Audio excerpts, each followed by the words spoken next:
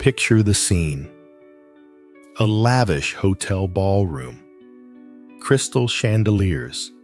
The clink of glasses. Expensive tuxedos. This isn't just a party, it's a gathering of the elite. The best scientists, writers, artists, and business leaders of their generation are here. These are the people who are changing the world. In a corner of the room, a man stands holding a glass of champagne. He smiles and nods when people speak to him, but inside, a cold knot is tightening in his stomach. His heart is pounding. His palms are sweating. He looks at the people around him and thinks the same thought, over and over, like a broken record. What am I doing here? This is a mistake. They're all the real deal. And me? I'm just a lucky guy who fooled everyone. Sooner or later, someone will walk over, put a hand on my shoulder, and say, "Excuse me, sir, but you don't belong here. Security will show you out the back." This man feels like a small, insignificant fraud among giants. Now, for the interesting part. Do you know who this man is? It's Neil Armstrong, the first man to walk on the moon, a national hero, a living legend. And he's standing at this party telling his companion, the author Neil Gaiman, "I look at all these people and think, what the hell am I doing here? They've written great books and made discoveries. Me? I just went where I was told to go." If a man who literally left his footprints on another celestial body feels like he's not good enough, what does that say about the rest of us? About that moment, you're praised for a report you finished in half an hour, and you think, "I fooled them." About that moment, you get a promotion, and you wait for HR to walk in and say, "Oops, we got the names mixed up." About that feeling when you're in an important meeting, afraid to open your mouth, lest everyone realize how clueless you really are. This feeling has a name. It poisons the lives of millions, from Ivy League students to Fortune 500 CEOs. We call it imposter syndrome. But here's the strange part. We're used to seeing this as a weakness, a lack of confidence, a psychological problem that needs to be fixed. But what if I told you it's the exact opposite? What if this fear isn't a bug in your psyche, but a feature? And that, paradoxically, feeling like a fake might be the most reliable proof that you are, in fact, the real deal. The year is 1978. America is changing. Women are actively building careers, breaking through glass ceilings in business and science. It seems like a time of triumph. But two researchers from Georgia State University, Pauline Clance and Suzanne Imses, noticed a strange anomaly. Women with astounding resumes were coming to them for therapy. PhDs, top executives, brilliant students. Objectively, they were the elite. But as soon as the office door closed, these successful women would all say the same thing. "I can't convince anyone I'm smart. I'm just good at getting people to like me. I was hired by mistake. It was just luck." Clance and Imes gave this phenomenon a name, imposter phenomenon. Notice, not syndrome, but phenomenon. It's not a disease. It's not in any medical manuals. You can't call in sick for feeling like a fraud. But how does it work? Why does the brain ignore reality? Let's break down the mechanics. It's a vicious cycle that psychologists call the imposter cycle. It all starts with a new task. Let's say you're assigned an important project. Anxiety immediately kicks in. I can't do this. They're going to find me out. To silence the anxiety, you choose one of two strategies. 1. Over-preparation. You work 80-hour weeks, double-check every comma, and prepare as if the fate of the universe depends on it. 2. Procrastination. Paralyzed by fear, you put everything off until the last second, then pull it all together in a frantic overnight rush. And then comes the finale. The project is submitted. It's a success. You're praised. Logically, you should feel proud, right? But the imposter's brain breaks logic. If you worked yourself to the bone, you think, this only succeeded because I killed myself working. If I had worked normal hours like everyone else, I would have failed. So, I don't have talent, just a workaholic tendency. If you did it all at the last minute, you think, I just got lucky. Next time, my luck will run out, and I'll crash and burn. The result? The success doesn't sink in. It passes through you like a neutrino. And the anxiety before the next project is even stronger, because now the bar is set higher, and the fall will be even more painful. Dr. Valerie Young took it a step further and classified us. She identified 5 types of imposters. See if you recognize yourself. 1. The perfectionist. If my work is 99% perfect, I'm a failure.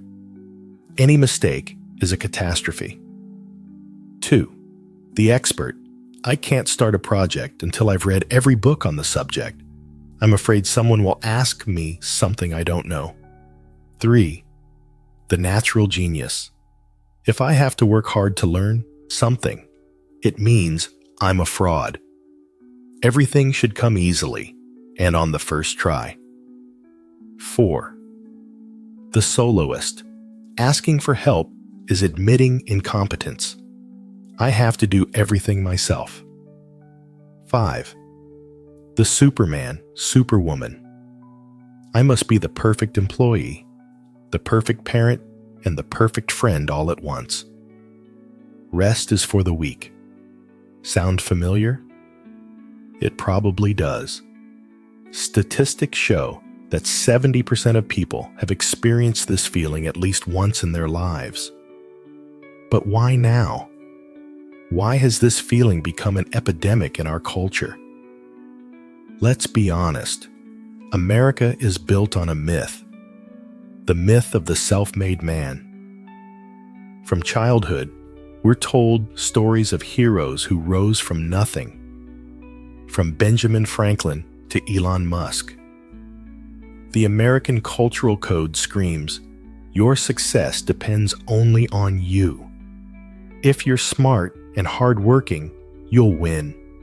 If you fail, you're lazy or stupid. It's a beautiful idea, but it has a dark side. If success is solely your achievement, then failure is solely your fault. We live in a society that leaves no room for chance. We refuse to acknowledge the roles of luck, connections, timing, and place. And when you do succeed, your inner voice whispers, "But I had help. I got lucky with the timing. I had good teachers." You see these factors and think they devalue your accomplishments.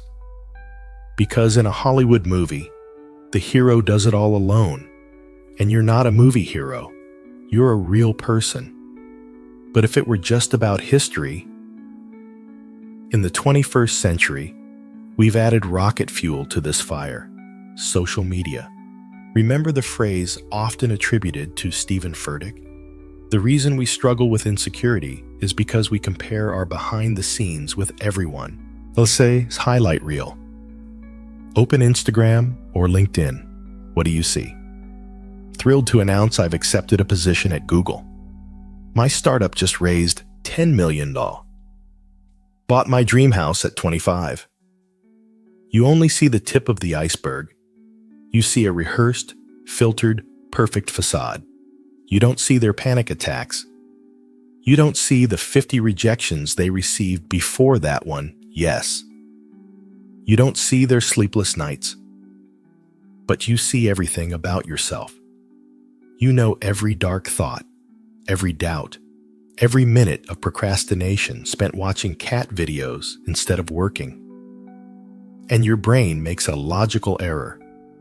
It compares your internal world, chaotic and vulnerable, with their external presentation, perfect and confident.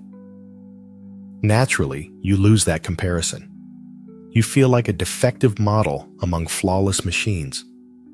Add to this the corporate culture of fake it till you make it. We're taught to smile, project confidence, and speak loudly even when we don't know the answer. We all wear masks of competence. At Harvard and MIT, there's an unofficial term for this. Every year, freshmen arrive and think, the admissions office made a mistake. Everyone here is a genius, and I got in by accident. They call it the Harvard gloom. The irony is that half the students are thinking the exact same thing. We've created a culture that encourages us to wear a mask, and then makes us hate ourselves for being different underneath it. But there's one nuance that changes everything. One scientific detail that flips the game on its head. It turns out that the people who truly know and can do nothing, they are the ones who never feel like imposters. Let's conduct a thought experiment. Think of the most clueless, incompetent person you've ever had to work with. The one who derails projects and misses deadlines but walks around with their head held high. Have you ever noticed a shred of doubt in them? Do they toss and turn at night thinking, "Oh God, I don't deserve my salary"? Spoiler alert, no. They sleep like a baby. In 1999, psychologists David Dunning and Justin Kruger published a study that became legendary. They studied the phenomenon that now bears their names, the Dunning-Kruger effect. Its essence is as brutal as it is simple. Incompetent people cannot recognize their own incompetence precisely because they are incompetent. To realize you're doing something poorly, you need the knowledge of how to do it well. If you lack that knowledge, you're doomed to see yourself as a genius. You're standing on Mount Stupid. You're full of confidence because your ignorance shields you from doubt. Now, look at the other side of the graph. At the so-called valley of despair. The more you learn, the more clearly you see how much you don't know. Your competence grows, but your confidence plummets. Here it is, the central paradox. Doubt is a sign of competence. Only a professional can see the nuances, the complexities, and the risks. Only an expert understands exactly where they might go wrong. Imposter syndrome is essentially the flip side of the Dunning-Kruger effect. You feel like a fraud, not because you're stupid, but because your intellect is developed enough to recognize its own limitations. This is called metacognition, the ability to think about your own thinking. It's a higher brain function. Imagine you're a doctor. A bad doctor is 100% sure of their diagnosis. A good doctor has doubts, double checks, and reads new research. A good doctor feels uncertain. Which one would you choose? So, if right now you're thinking, "I don't know anything, I'm fooling everyone," congratulations. That's the most reliable indicator that you probably know more than most people in the room. Your imposter syndrome isn't a defect. It's a certificate of quality. It's proof that you've outgrown your old knowledge and are standing on the threshold of the new. But if it's so logical, why does it hurt so much? Why does our body react to professional self-doubt as if we're being chased by a saber-toothed tiger? To understand why a PowerPoint presentation can make us physically nauseous, we need to look inside our skulls. There's a constant war being waged in your head. On one side is the prefrontal cortex. This is our CEO. It's responsible for logic, planning, and creativity. It's the part that writes code, develops strategies, and understands complex concepts. On the other side is the limbic system, specifically the amygdala. This is our inner caveman. It's ancient, fast, and very, very scared. Its one job is survival. To the amygdala, there's no difference between a lion is about to eat me and my colleagues are going to laugh at me. The body's reaction is the same, a surge of cortisol and adrenaline. Fight, flight, or freeze. Why? Because hundreds of thousands of years of evolution have taught us one rule: isolation is death. If the tribe banishes you, you die on the savannah. That's why social approval is as crucial to us as food. And the fear of being exposed is the fear of being exiled. When you think they're going to find out I'm an imposter, your amygdala hears, the tribe will discover I'm useless and cast me out to be eaten by hyenas. That's why this fear is so paralyzing. It's not just career anxiety, it's existential terror. And the brain starts to play a cruel trick on us. It activates what's known as confirmation bias. Imagine you receive 10 compliments and 1 piece of criticism. What does the imposter's brain do? It says, those 10 people are just being polite, they're lying, or they don't know what they're talking about. But that one critic, he sees right through me, he's right. We filter out everything that contradicts our fear. We collect a portfolio of our failures and ignore our victories. Compliments slide off us like Teflon. Criticism sticks like Velcro. And the more successful you become, the scarier it gets. You'd think a Nobel Prize or an Oscar would cure the syndrome, right? How can you feel like an imposter with a gold statuette on your shelf? It turns out you can, and you do. Success only raises the stakes. Now you have something to lose. Now the fall will be from a greater height. History is filled with examples of people who reached the absolute pinnacle of their fields and considered themselves frauds until their dying day. Let's open the Imposter Hall of Fame, Albert Einstein, the man whose name is synonymous with genius. A month before his death, he confessed to a friend, "The exaggerated esteem in which my life work is held makes me feel very ill at ease. I feel compelled to think of myself as an involuntary swindler, Einstein, a swindler, Maya Angelou, the great American poet, Pulitzer Prize winner, Tony and Grammy nominee. She wrote 11 books, and every time she finished a new manuscript, she thought, okay, now they're finally going to figure it out. They're going to expose me. I've run a game on everybody." Tom Hanks, an actor beloved by the world, a 2-time Oscar winner. In his words, no matter what we've done, there comes a point where you think, how did I get here? When are they going to discover that I am, in fact, a fraud and take everything away from me? Michelle Obama. First lady, lawyer, style icon. She has admitted that imposter syndrome never completely goes away. It lurks in your head, whispering, "You're not good enough." Jodie Foster. After winning an Oscar for The Accused, she was convinced it was a mistake. She seriously thought the Academy would knock on her door and say, "Sorry, we made a mistake. Please give the statuette to Meryl Streep." Speaking of Meryl Streep, she suffers from it too. She has said, "Why would anyone want to see me again in a movie?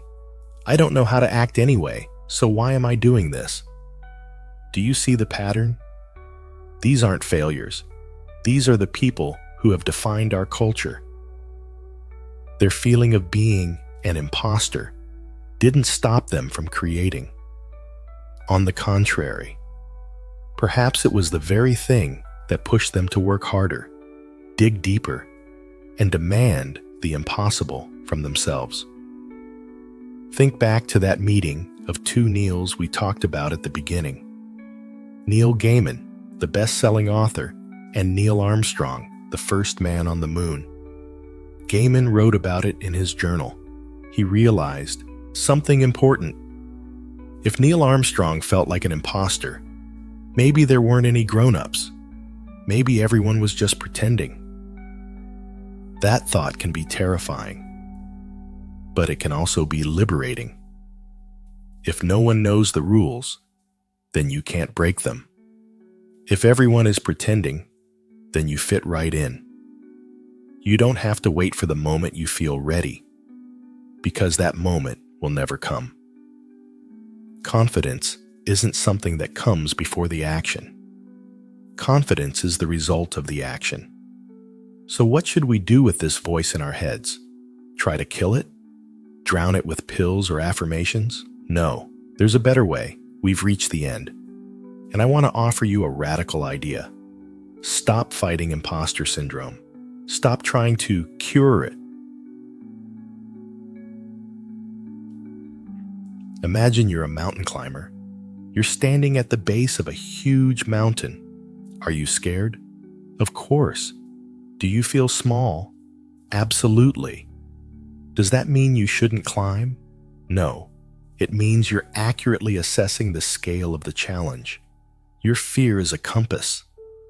If you don't feel like an imposter at least some of the time, it means you're standing still. You're in your comfort zone. You're not growing. But as soon as you step into new territory, the voice in your head wakes up. You're not ready. You're a fraud. Excellent. That's the signal. It means, attention, we are entering a growth zone. Instead of being ashamed of this feeling, use reframing. Change your perspective. When the voice says, "I don't know anything," answer, "I don't know everything, but I can learn." When the voice says, "I'm going to be exposed," answer, "Even if I make a mistake, I'll survive. It's an experience, not a catastrophe." When the voice says, "It's easy for everyone else, only I'm struggling," remember Neil Armstrong. It was hard for him too. Talk about it. Take off the mask. Tell a colleague, "Honestly, I'm a little nervous about this project. I've never done anything like it before." You'll be surprised, but 9 times out of 10, you'll hear back, "Oh my God, me too. I thought I was the only one." The moment you admit your vulnerability is the moment you become invincible. Because there's nothing left to hide. We are all imposters. The doctor performing surgery sometimes Googles symptoms. The airline pilot sometimes forgets which button to press. Your boss looks in the mirror before a meeting and says, "Get it together." The world isn't divided into those who know everything and those who know nothing. The world is divided into those who are afraid and do nothing, and those who are afraid but take a step forward anyway. You are not a fraud. You are simply a person who has dared to do something new in a complex, unpredictable world. And that alone is enough to be proud of. So the next time you walk into a room full of important people and feel that familiar chill in your stomach, smile at it. Adjust your imaginary tie and tell yourself, "Hello, syndrome. Nice to see you again. Let's get to work."